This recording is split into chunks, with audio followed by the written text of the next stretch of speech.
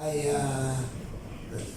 nakita nila yung diferensya nitong umiiral na modernization policy at mismo yung DOTR na rin ang nagsabi there are rooms for improvement dito sa memorandum circular open kami dyan na amenda. Ano pa ang ating pong these are enough reasons to appeal to our friends in the transport sector na nagplano pa rin ng strike sa Lunes. Huwag na muna. Kawawa ang pasahero. Alright, thank you sir. Ano bang transport strike? Ngayon po.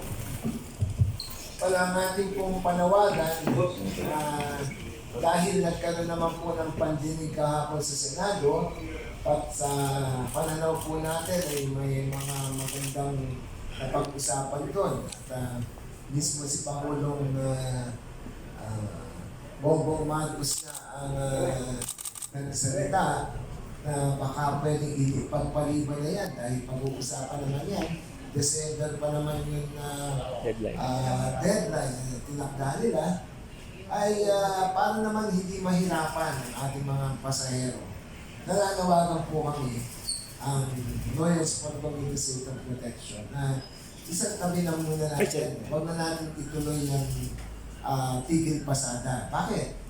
Kung nais natin ilahad pa rin natin ang ating mga hinaing dun sa pamamaraan na hindi maapektuhan yung mga pasahero. Marami pa namang paraan, no? Maaari din magpunta sa isang lugar, magkaroon kayo ng programa, pero huwag na yun makaka-apekto sa mga pasahero. Bakit? Dahil may pag-asa na tayo dito. Naniniwala ako na may magandang hangarin si Presidente Bongbong dito, ang mga senador natin.